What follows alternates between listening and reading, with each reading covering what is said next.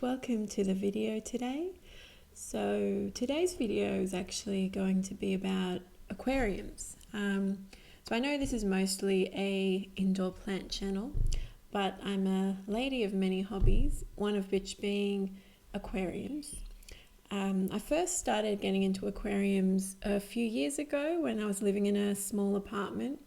I was also working really long hours, sometimes up to 80 hours a week. So I really missed seeing nature, and I often went weeks without seeing any sort of natural object, and it was kind of driving me a bit mad. Coming home from work, watering my plants on my balcony was really relaxing, and seeing my fish in the morning. So often it would be dark when I left, and having the lights on in the fish tank and seeing the aquatic plants and the fish was quite relaxing too.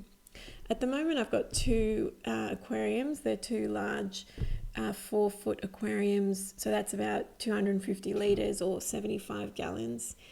And they were both community tanks. So I actually had quite an unfortunate incident recently.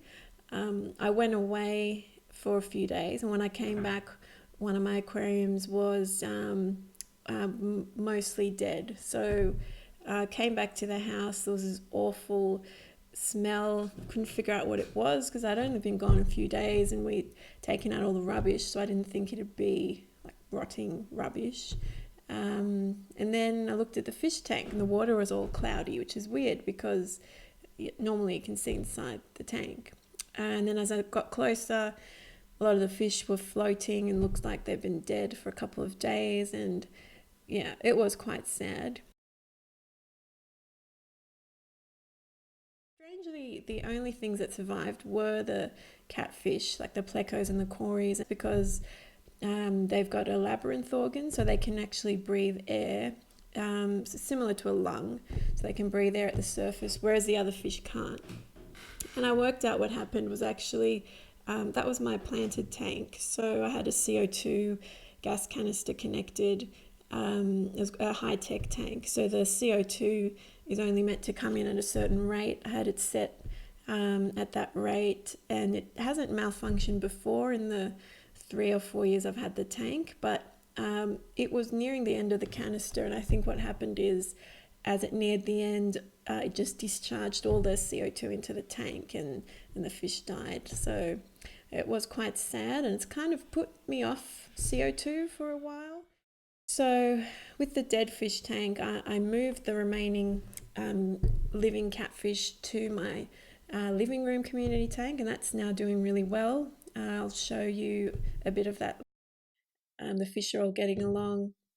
So I got quite depressed looking at this dead tank every morning, and I thought, oh, I can't really leave it empty. It's too big to move or even sell. So I decided I'm going to make it into a goldfish tank.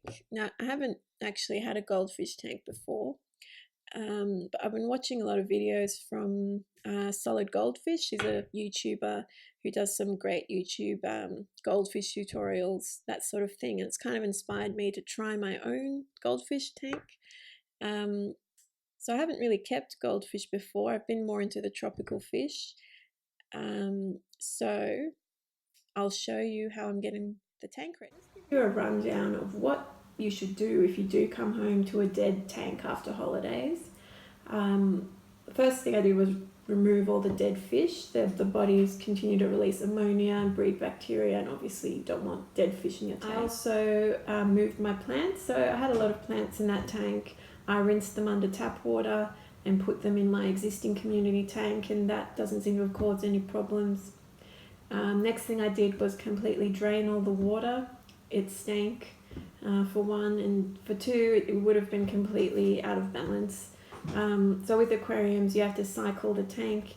The nitrogen cycle is important, and your tank really isn't safe for fish until it builds up a certain amount of beneficial bacteria.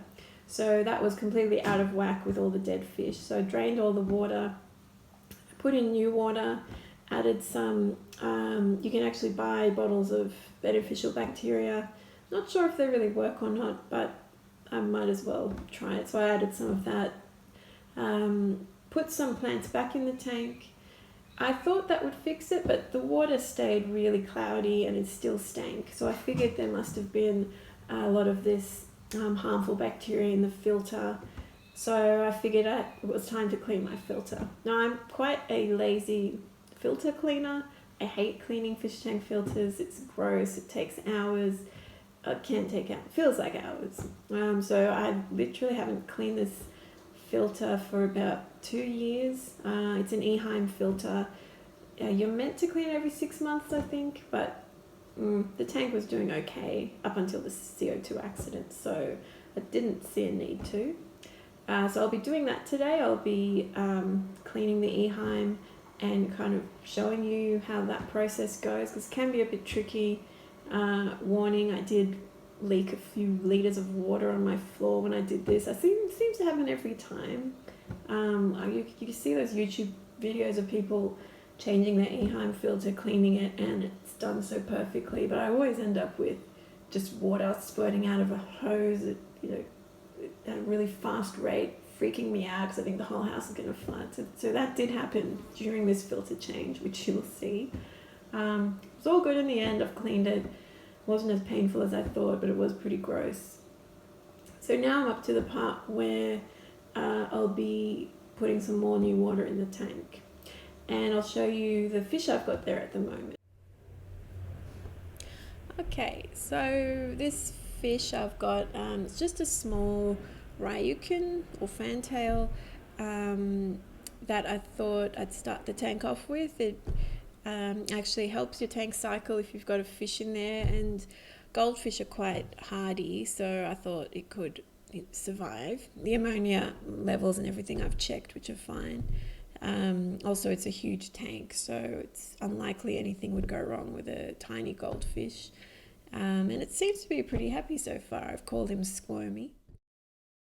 Okay, so that's it for the video today. Thanks for watching. I know it was a bit more fishy than usual, but I've got a few unboxing videos coming up. I've got a few things I've ordered online which I probably didn't need, but I'll show you those when they come in, and hope to see you then. Bye.